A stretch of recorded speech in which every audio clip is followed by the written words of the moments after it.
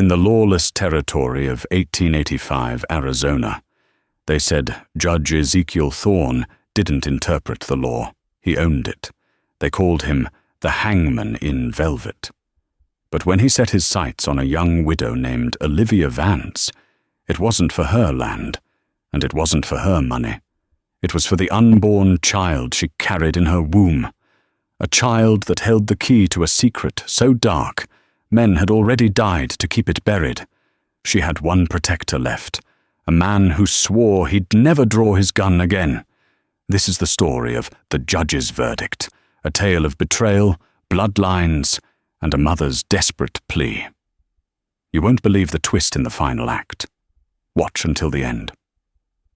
The wind outside the cabin didn't just howl, it screamed, tearing across the red dust of the San Simon Valley like a banshee warning of death. Inside, the air was thick with the scent of dried sage and the metallic tang of fear. Olivia Vance pressed her back against the rough-hewn pine door, her breath coming in shallow, ragged gasps. Her hands, calloused from months of hard labor since Elias died, cradled her swollen belly protectively. She was 8 months along, heavy with a child that had become the most dangerous secret in the territory.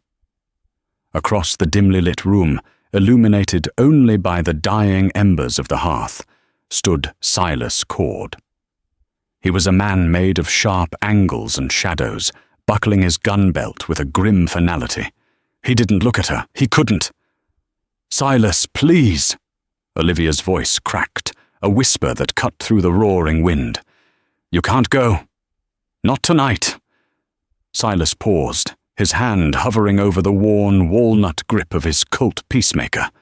He looked tired. It was a weariness that went deeper than bone, the kind that came from 10 years of riding with the wrong crowds and 5 years trying to outrun the memories. "I told you, Olivia. I ain't no hero. I fixed your roof. I chopped your wood. My debt for the shelter is paid. If Thorne's posse is coming, I can't be here. I've got a noose waiting for me in New Mexico if I catch the wrong kind of attention." "He doesn't want me," Olivia cried out, stepping away from the door and moving toward him, grabbing his forearm. Her grip was surprisingly strong. "He wants the baby, Silas. He sent the sheriff to tell me. They said I was unfit. They said the moment the child takes its first breath, it becomes a ward of the court." Silas looked down at her.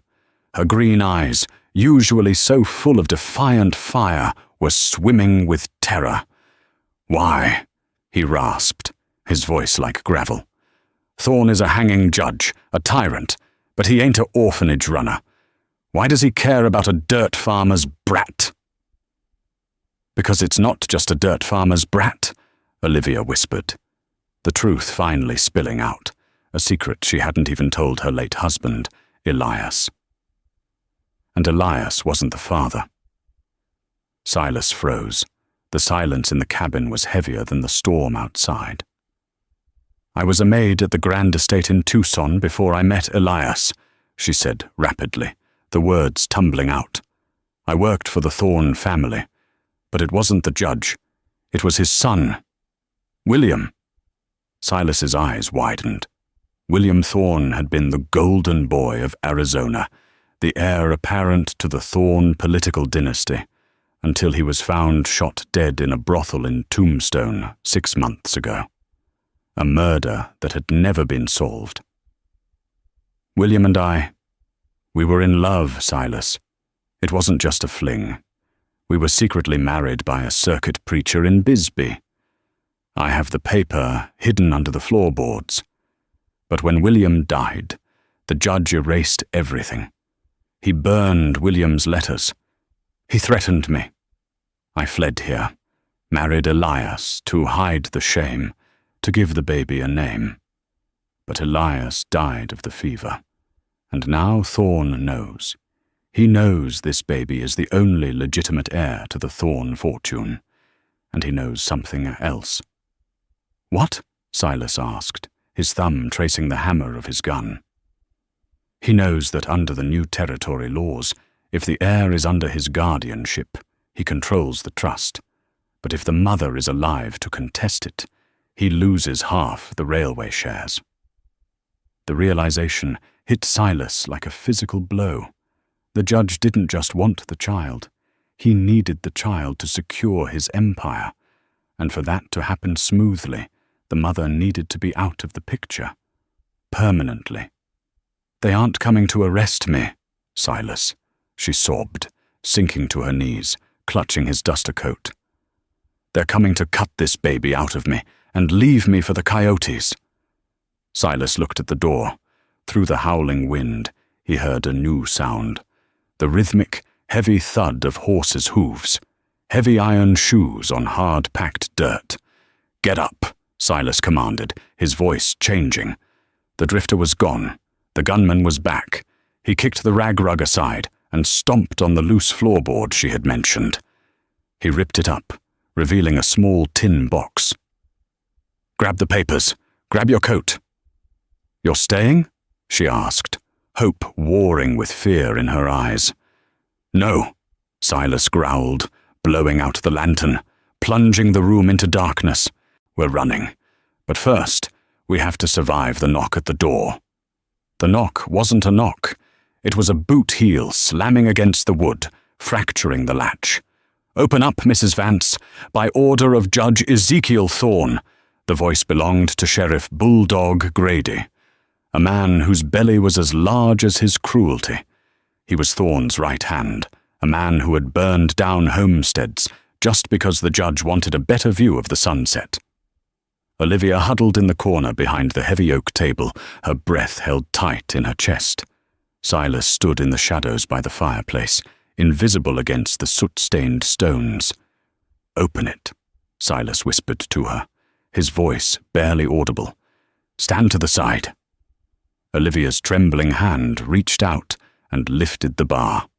The door flew open, caught by the wind, slamming against the inside wall. In the doorway stood Sheriff Grady, flanked by two deputies in rain-slicked dusters. Lightning flashed, illuminating the silver star pinned to Grady's chest and the greedy gleam in his eyes. "Well now, Olivia," Grady sneered, stepping into the dry cabin, dripping water onto the floor. "Judge is worried about your health. Says a woman in your condition shouldn't be alone out here in the wild. Says he's got a nice room set up for you at the infirmary, specially prepared for the delivery." The way he said delivery made Olivia's skin crawl. It sounded like an execution. "I'm fine, Sheriff," Olivia said, her voice shaking but defiant. "I don't need the judge's charity."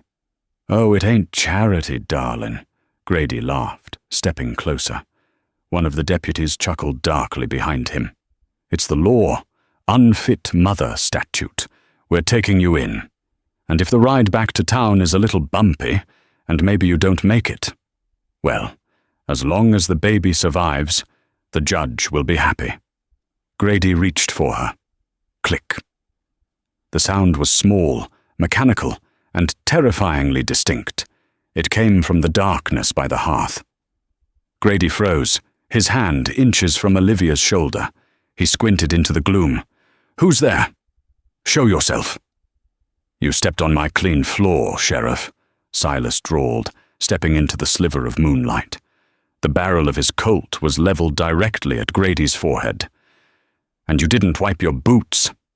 "Silas Cord," Grady spat, recognizing the scar that ran down Silas's left cheek.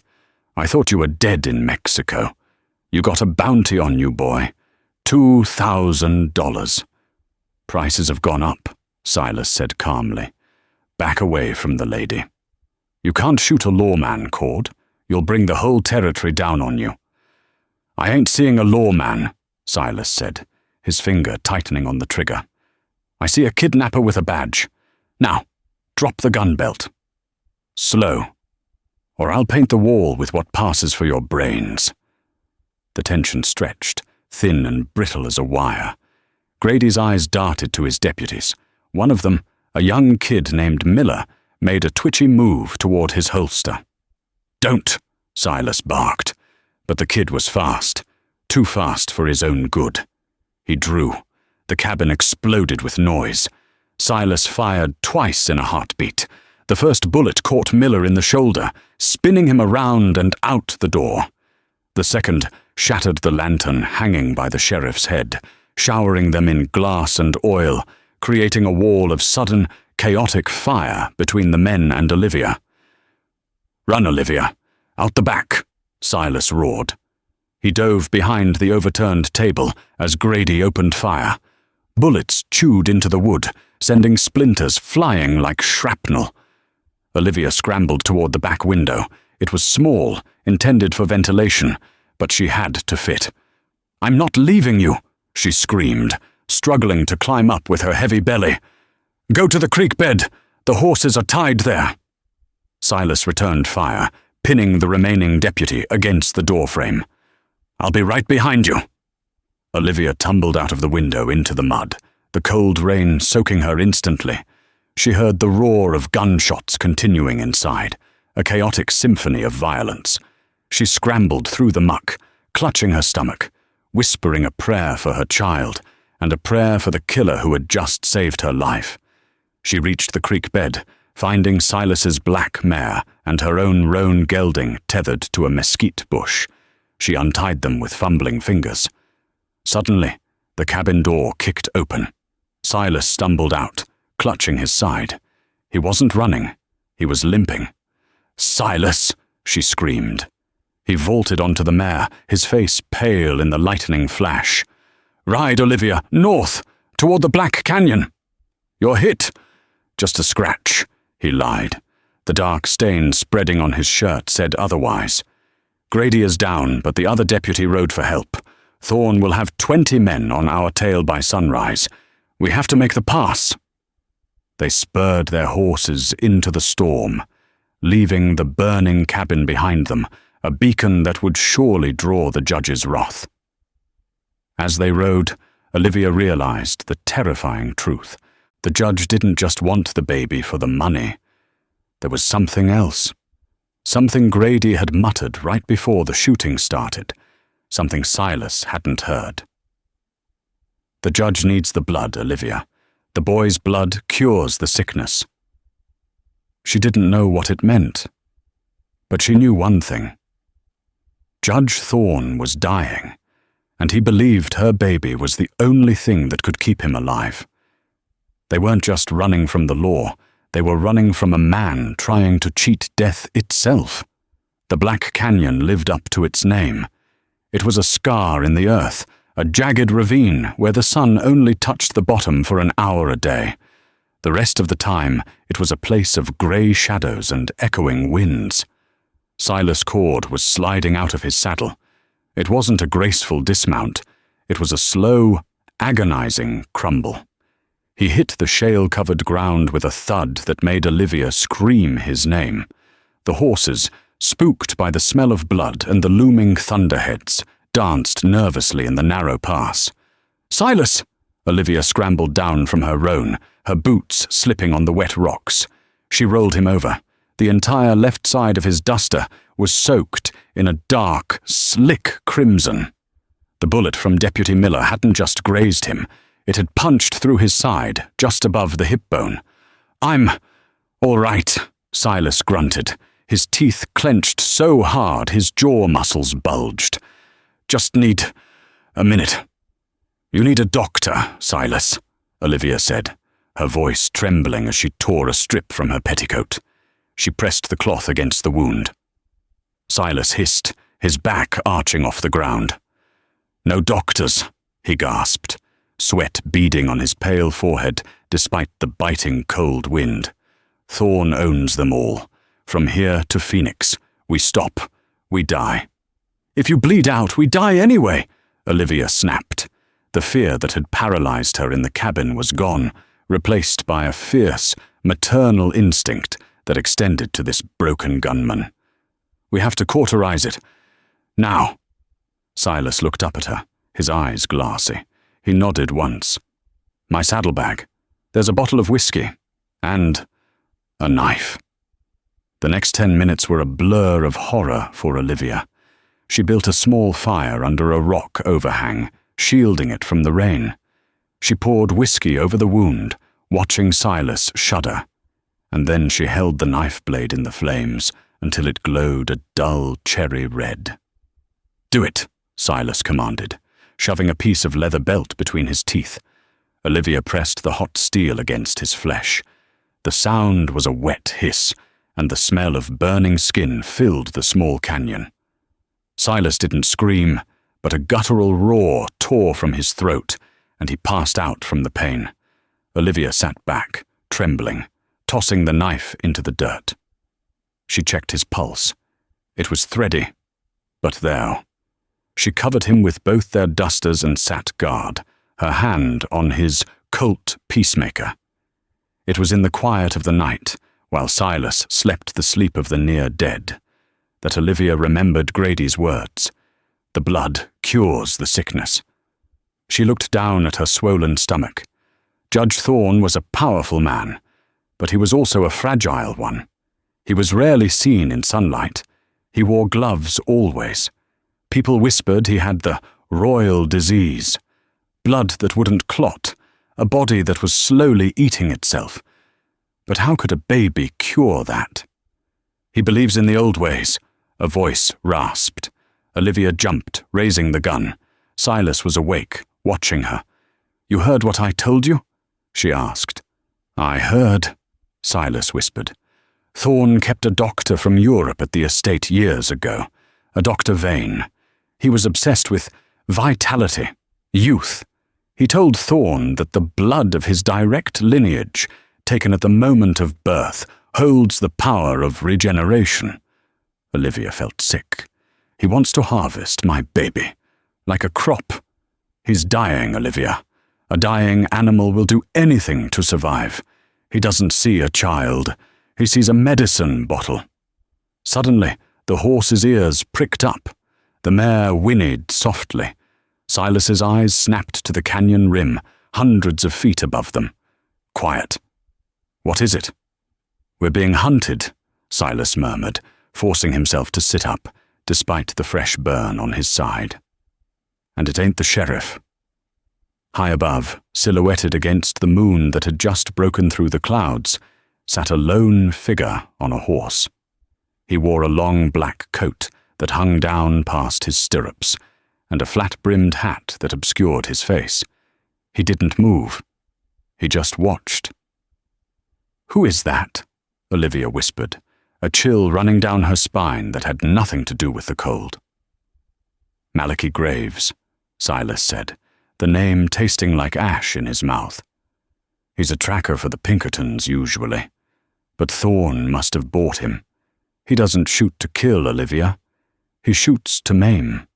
He likes to bring his quarries back alive, so they can scream all the way home. How do we lose him?" "We don't," Silas said, holstering his gun and struggling to his feet. "We have to go where he can't follow, the Devil's Spine." "The Devil's Spine? Silas, the bridge there has been out for 10 years. It's a suicide trail." "It's narrow," Silas grimaced as he mounted his horse. "Single file. If he follows us, he has to do it one step at a time. And if I'm going to kill the devil, I need him standing in a row." The Devil's Spine was a goat path, carved into the side of a sheer cliff face. One slip meant 1,000-foot drop into the white water of the Verdad River below. They rode in silence for hours, the hooves of their horses clicking rhythmically against the stone. Olivia kept her eyes fixed on Silas's back. He was slumped in the saddle, bleeding through the bandages again. But he kept moving. By dawn, they reached the plateau on the other side. The terrain changed from jagged rock to high desert scrub, and there, nestled in a grove of cottonwood trees, was a small, dilapidated way station. A faded sign swung on one hinge. "Hope's End. We stop here," Silas said, his voice weak. "Just for an hour. Fresh horses. Maybe food." "Is it safe?" Olivia asked, scanning the windows. "The owner owes me," Silas said. "I saved his daughter from a flash flood in '81. Jeremiah won't turn us in." They rode into the yard. A man emerged from the main building, wiping his hands on a greasy apron. Jeremiah Stone was a giant of a man with a bushy white beard and eyes that shifted too quickly. "Silas Cord," Jeremiah boomed, his smile wide but not quite reaching his eyes. "Lord Almighty, I heard you were dead." "Not yet." Silas slid off his horse, leaning heavily on the hitching post. "We need supplies, Jeremiah, and fresh mounts. We can pay." Silas tossed a small pouch of gold dust, his life savings, onto the dirt. Jeremiah stared at the pouch, then at Olivia's belly, then back to Silas. Of course. Come inside. The missus has stew on the fire." Inside, the way station was warm. Olivia sat by the stove, grateful for the heat, while Jeremiah poured coffee. But something felt wrong. The room was too quiet. There was no missus to be seen. And on the counter, next to a stack of dry goods, sat a telegraph machine. It was clicking. Silas noticed it too. His hand drifted to his gun. "Since when do you have a wire out here, Jeremiah?" "Railroad put it in last month," Jeremiah said, his back to them as he stirred the pot. "Connecting the outposts." "Who were you talking to?" Silas asked, his voice hardening. "Just ordering flour, Silas. Just flour." Olivia saw it then, the reflection in the darkened window pane. Jeremiah wasn't stirring the stew. He was reaching for a shotgun hidden under the counter. "Silas!" Olivia screamed. Silas didn't hesitate. He flipped the heavy oak table just as Jeremiah spun around and unleashed both barrels. Boom! The room filled with smoke and flying splinters. The buckshot tore into the table, missing Silas by inches. Silas fired back blindly through the smoke. Bang! Bang! Jeremiah grunted and dropped the shotgun, clutching his shoulder. He fell back against the telegraph machine, sending it crashing to the floor. "You son of a bitch," Silas growled, advancing on him, gun drawn. "I saved your kin." "Thorne," Jeremiah wheezed, blood seeping through his fingers. Thorne offered $10,000 for the girl, alive. 10,000, Silas. That's enough to leave this dust bowl forever. "You traded a life for gold," Silas spat. He cocked the hammer. "Don't kill him, Silas," Olivia cried out. She was clutching her stomach, her face twisted in pain. But it wasn't fear this time. Silas looked back at her. "Olivia." "The water," she gasped, looking down at the puddle forming beneath her dress. "My water. It broke." Silas looked from the bleeding traitor on the floor to the woman going into labor. The sound of hooves thundered in the distance. Malachi Graves. He had found them. And this time, he wasn't alone. Through the window, Silas saw the dust cloud of a posse, at least 10 riders, coming up the rise. They were trapped. A traitor inside, a killer outside, and a baby coming right now. "Get to the cellar," Silas ordered Olivia, grabbing her arm. "I can't walk." Olivia groaned as a contraction seized her body, doubling her over. Silas holstered his gun and scooped her up in his arms, ignoring the tearing pain in his own side.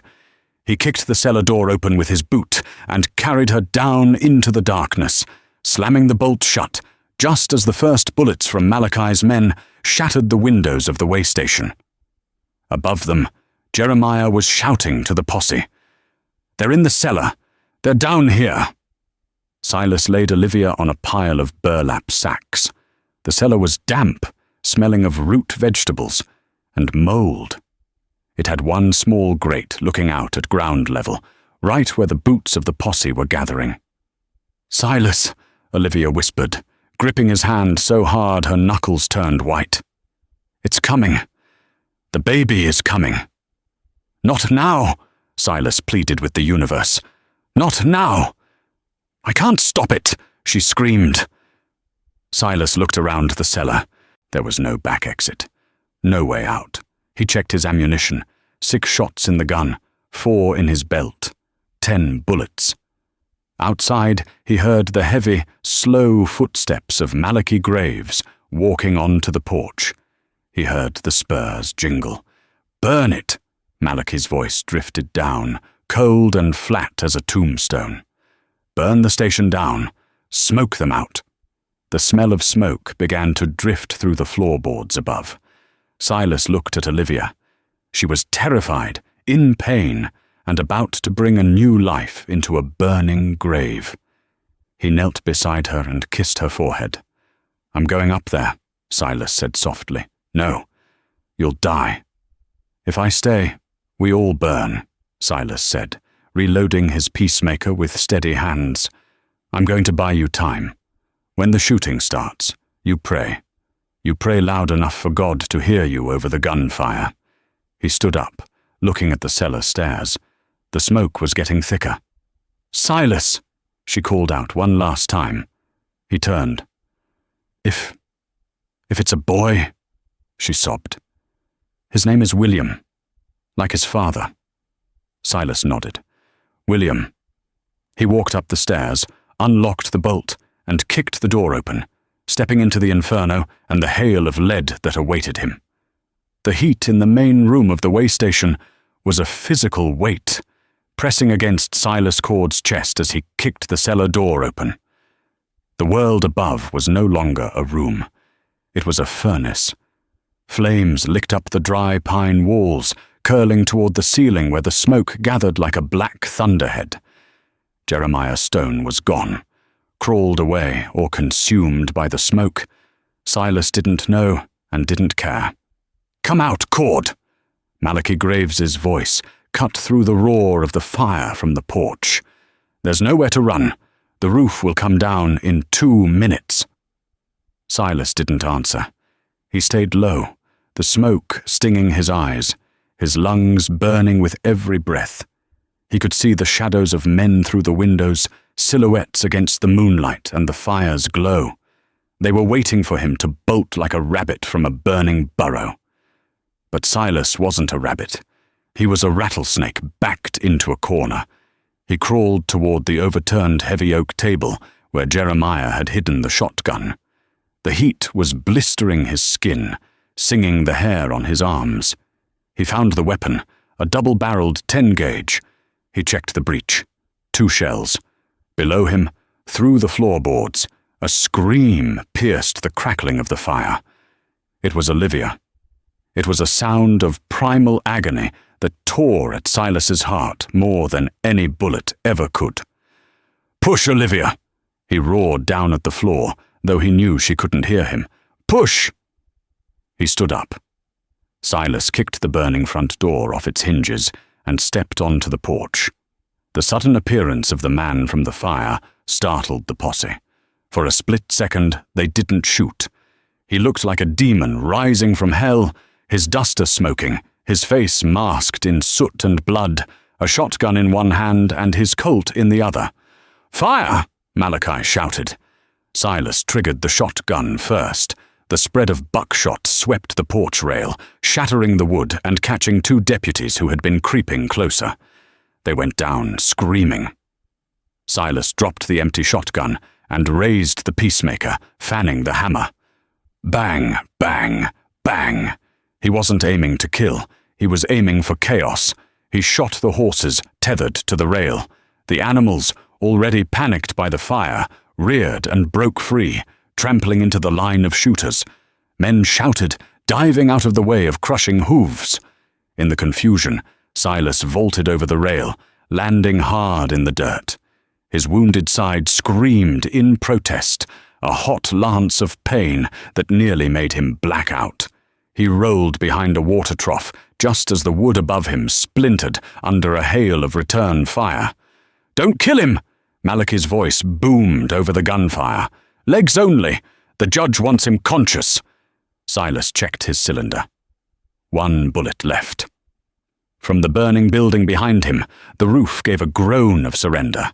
With a crash that shook the ground, the main beam collapsed inward. A fountain of sparks shot into the night sky. And then, silence. The shooting stopped. The shouting stopped. Even the wind seemed to hold its breath, because from the cellar of the collapsed, burning ruin, a sound rose up, high, thin, and undeniable. The cry of a newborn baby. Silas slumped against the trough, the fight draining out of him. She was alive. The baby was alive. But they were buried under a burning house. "Get the buckets," Malachi ordered, his voice suddenly devoid of malice, replaced by urgent command. "Put that fire out. Dig them out. Now!" Silas watched through a haze of pain as the men who had just been trying to kill him threw down their rifles and grabbed buckets from the well. They weren't saving Olivia out of kindness. They were saving the harvest. Silas tried to lift his gun, to fire that last shot at Malachi, who stood watching the excavation with crossed arms. But his hand wouldn't obey. The blood loss, the adrenaline crash, the pain. It was too much. The heavy iron pistol slipped from his fingers. Darkness, thick and welcoming, rushed in from the edges of his vision. The last thing he saw was Malachi Graves walking toward him, a pair of iron shackles dangling from his hand. Consciousness returned to Silas in jagged shards. The smell of sage, the creak of leather, the throbbing ache in his side that had settled into a dull, rhythmic thrum. He opened his eyes. He was upright, his hands bound behind him around a thick wooden post. He was in a camp, but not a rough trail camp. This was a fortress of canvas. Large, military-style tents were erected in a circle, and men patrolled the perimeter with Winchester repeaters. It was dawn. The sky was a bruised purple, bleeding into orange on the horizon. "Awake, are we?" Silas lifted his head. Sitting on a folding camp stool a few feet away was Malachi Graves. The tracker was cleaning his fingernails with a long knife. "Where is she?" Silas rasped. His throat felt like he had swallowed broken glass. Malachi pointed with the knife toward the largest tent in the center of the camp. It was made of white silk, stark and out of place in the dusty scrubland. "She's with His Honor, and the child. If he hurts them—" "He won't," Malachi said, standing up and sheathing the knife. "Not yet. You don't scratch the winning lottery ticket." Malachi grabbed Silas by the collar and cut the ropes binding him to the post, then hauled him to his feet. Silas stumbled, his legs numb. His hands remained manacled behind his back. "Walk," Malachi commanded, shoving him toward the white tent. "Court is in session." Inside the tent, the air was cool and smelled of lavender and antiseptic, a jarring contrast to the sweat and blood outside. The floor was covered in Persian rugs. In the center sat a high-backed velvet chair that looked more like a throne. Olivia was there. She was sitting on a low cot, pale and exhausted, holding a bundle of white cloth against her chest. She looked up as Silas entered, her eyes wide with relief and terror. "Silas," she whispered, "you're alive." Quiet in the court, a voice hissed. From the shadows behind the throne chair emerged Judge Ezekiel Thorne. He was a nightmare of a man, tall and skeletal. His skin was the color of old parchment. He wore a black suit that hung loosely on his frame, and he wore white cotton gloves. His face was a mask of sophisticated cruelty, but his eyes were yellowed and frantic. He looked like a man being eaten from the inside out. "Mr. Cord," the judge said, his voice smooth and cultivated, like a snake sliding over silk. "The famous gunman. I must say, you caused quite a bit of property damage last night." "Let them go, Thorne," Silas said, standing as straight as his injuries allowed. "This is between you and the law. They haven't done anything." "I am the law," Thorne smiled, revealing teeth that were too perfect, likely dentures bought from the finest dentists in San Francisco. "And this is a family matter." Thorne walked over to Olivia. She flinched, pulling the baby tighter. "Let me see him," Thorne demanded softly. Olivia shook her head. tears streaming down her soot-stained face. "No, you'll hurt him. If I wanted him dead, Olivia, I would have left you in that burning cabin," Thorne said, his voice hardening. "Show me my grandson." Reluctantly, terrified that Malachi, who stood by the tent flap with his hand on his gun, would intervene, Olivia pulled back the blanket. The baby was tiny, red-faced and sleeping. A tuft of black hair, just like William's, crowned his head. Thorne stared at the infant with a hunger that made Silas's stomach turn. It wasn't love. It was the look a starving man gives a loaf of bread. "Perfect," Thorne whispered. He reached out a gloved finger and touched the baby's cheek. "The vitality. I can feel it." "What do you want with him?"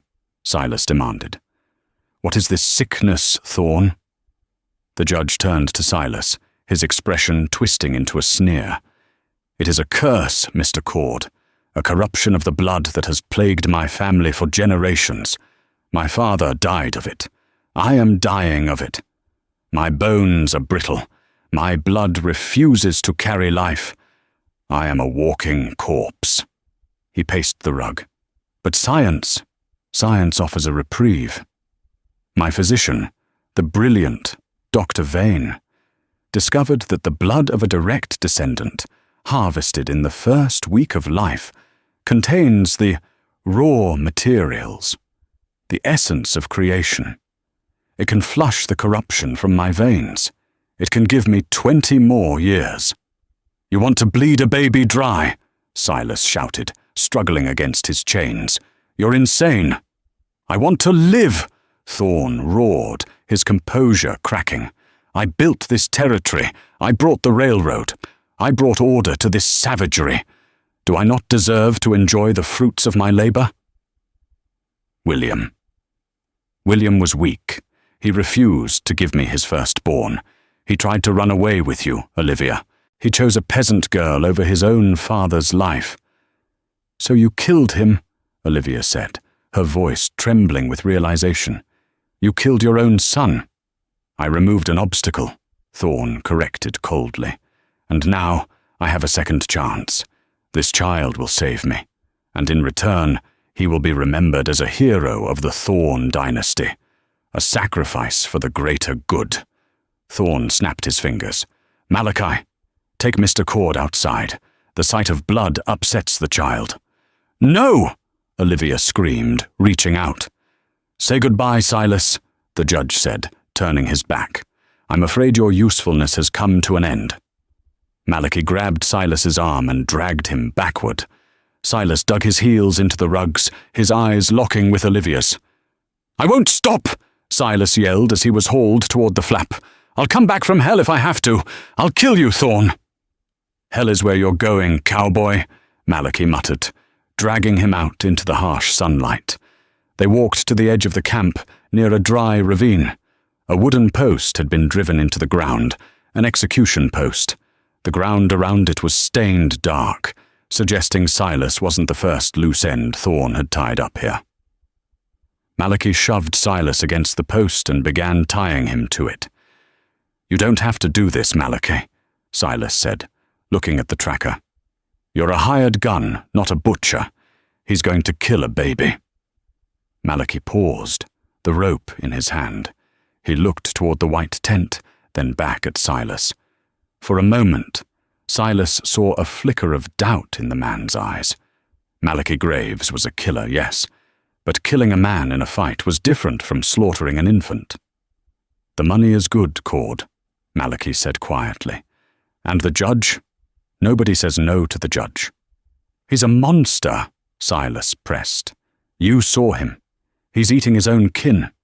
If you pull this trigger, you ain't just a killer anymore. You're a devil." Malachi tightened the knot, his jaw set. He stepped back and drew his revolver. He checked the cylinder. "Any last words?" Malachi asked, raising the gun. Silas looked past Malachi, toward the ridgeline. He saw the dust devils swirling in the heat. He thought of Olivia. He thought of the baby, William. "Yeah," Silas said, his voice steady. Look behind you. Malachi smirked. The oldest trick in the book, cord? Really? I ain't tricking you, Silas said, a grim smile touching his lips. I'm telling you. Look. Malachi hesitated. The ground beneath his boots was vibrating. A low rumble, like distant thunder, was growing louder. But there were no clouds in the sky. Malachi turned around. On the ridge overlooking the camp, a silhouette appeared. Then another. Then 20. They weren't lawmen. They weren't soldiers. They were painted for war.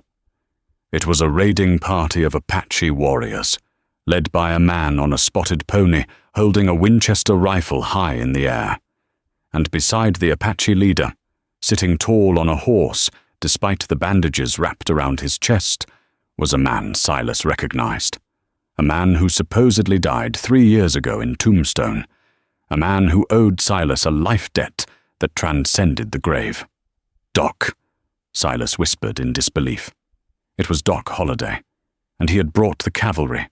The air didn't just vibrate, it shattered. Before Malachi Graves could process the sight of the Apache war party on the ridge, the first volley of rifle fire tore through the camp. It wasn't the chaotic spray of bandits. It was the disciplined, rhythmic thunder of Winchesters.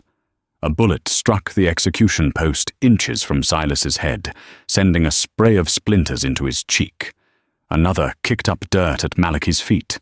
The tracker, realizing he was exposed on the open plain, dove sideways, abandoning the execution to scramble for cover behind a supply wagon. "Get them!" Judge Thorne's voice screamed from inside the white tent, shrill and terrified. "Protect the asset!" The camp descended into absolute anarchy.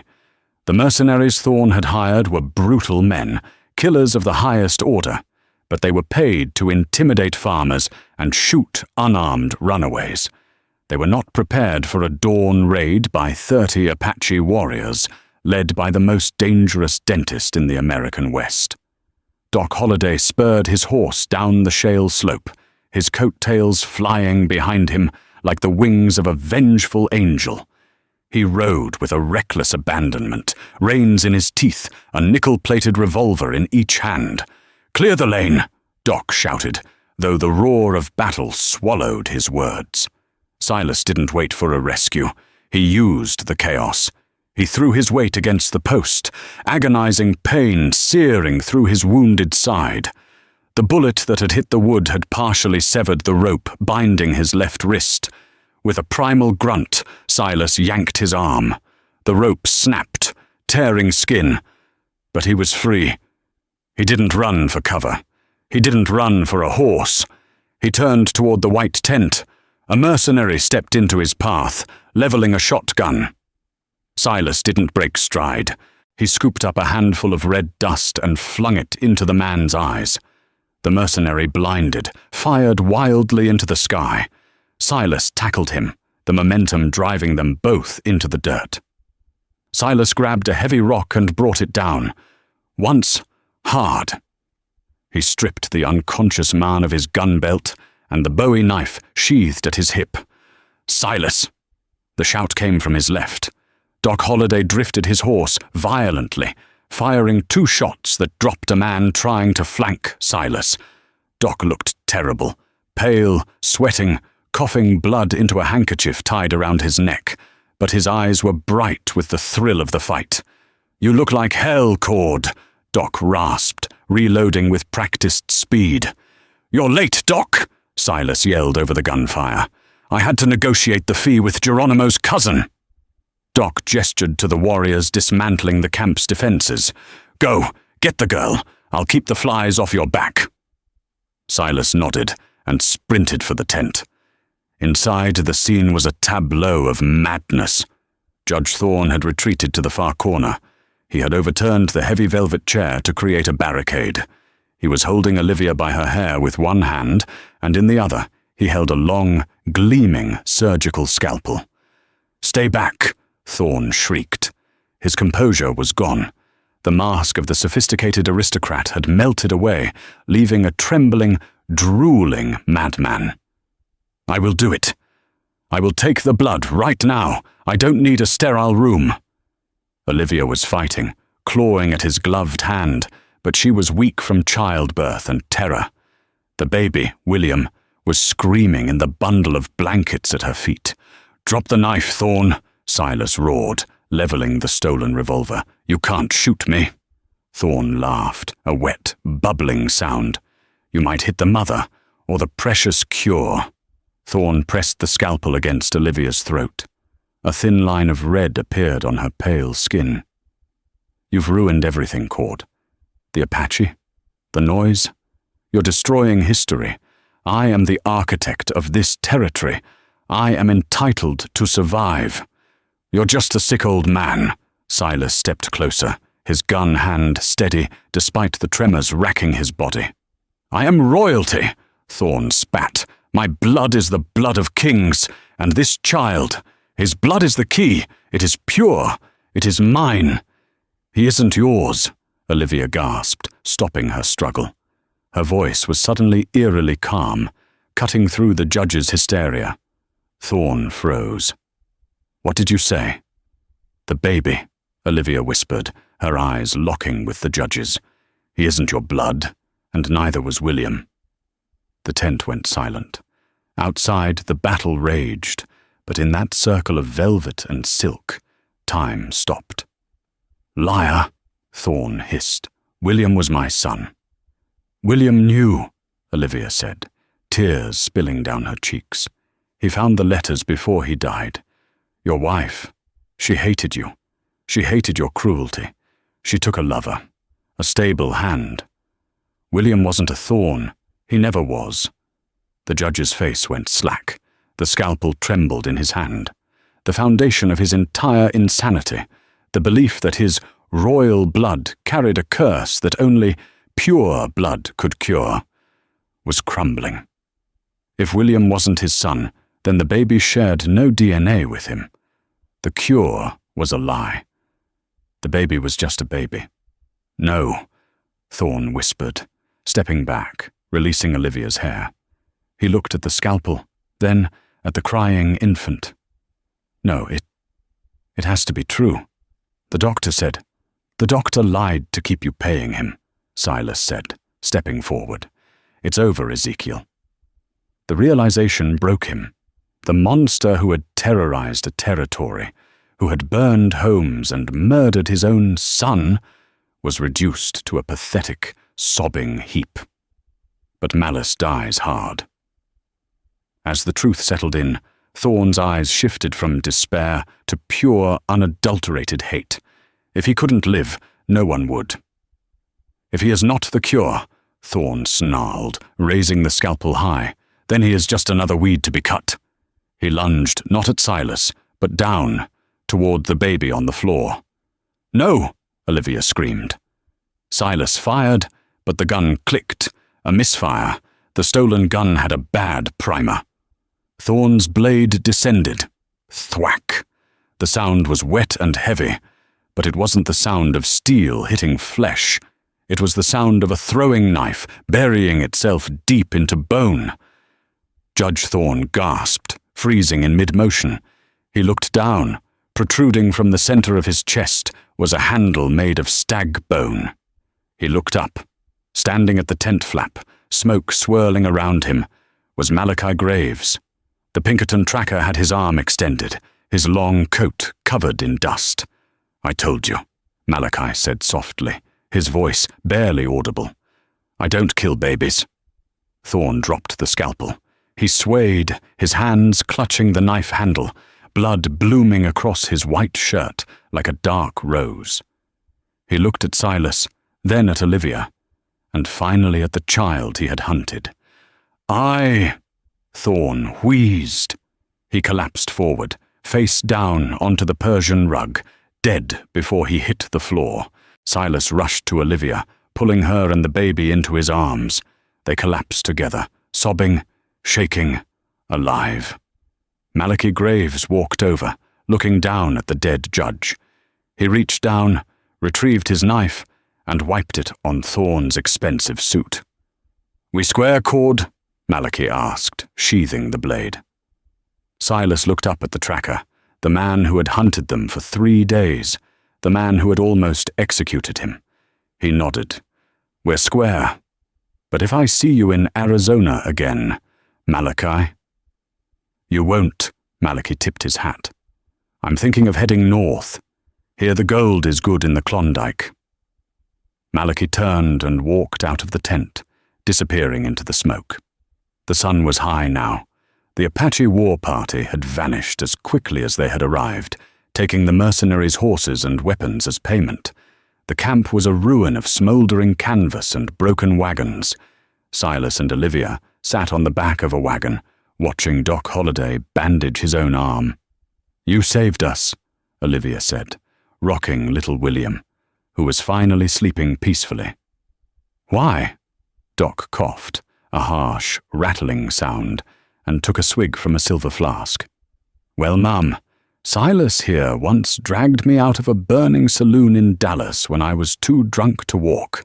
I hate owing debts. It makes me itch." Silas smiled, wincing as he adjusted the fresh bandages on his side. "You headed back to Tombstone, Doc?" "No." Doc shook his head, looking toward the horizon with a melancholic gaze. "The air is getting too thick there. Wyatt is moving on. I think I'll head to Colorado. Maybe the mountain air will buy me a little more time." He mounted his horse, looking down at the new family. "What will you two do?" Silas looked at Olivia. The fear was gone from her eyes, replaced by a steel that hadn't been there before. She held the heir to the Thorne fortune, a fortune that technically didn't exist anymore, or perhaps belonged to no one. "We're going to California," Silas said. "Somewhere near the ocean. Somewhere the dust doesn't settle." "Good choice," Doc tipped his hat. "Give the boy a good life, and don't let him grow up to be a cowboy. The pay is terrible." With a spur to his horse, the legendary gunman rode off, a solitary figure fading into the shimmering heat of the desert. Silas helped Olivia onto the remaining wagon. He climbed up beside her, taking the reins. He looked at his hands, hands that had killed, hands that had saved. For the first time in years, they didn't feel like weapons. They felt like a father's hands. "Ready?" he asked. Olivia leaned her head on his shoulder, looking down at William. "Yes." "Let's go home." Silas flicked the reins. The wagon creaked forward, leaving the burning remains of Judge Thorne's empire behind them, rolling toward the west, where the sun was setting on the old life and rising on something entirely new. And so, the judge's gavel fell for the last time, not on a wooden desk, but on the floor of a dusty tent in the middle of nowhere. Judge Thorne spent his life trying to steal time and blood, only to lose it all to a lie he told himself. In the end, it wasn't the law that saved Olivia and William. It was a bandit seeking redemption, a tracker who found his conscience, and a dying dentist who remembered a debt. Now, I have a question for you guys. Malachi Graves, the tracker. He spent the whole story hunting them down, only to save them at the very last second. Do you think one good deed washes away a lifetime of bad ones? If you were Silas, would you have let him walk away, or would you have settled the score? Let me know your verdict in the comments below. I read every single one. If you enjoyed this wild ride through the West, please smash that like button. It really helps the channel grow. And if you haven't already, hit subscribe and ring that bell so you never miss a story. We have a terrifying Victorian mystery coming up next week that you do not want to miss. Thanks for watching, and remember, sometimes the only justice you get is the kind you make yourself. See you next time.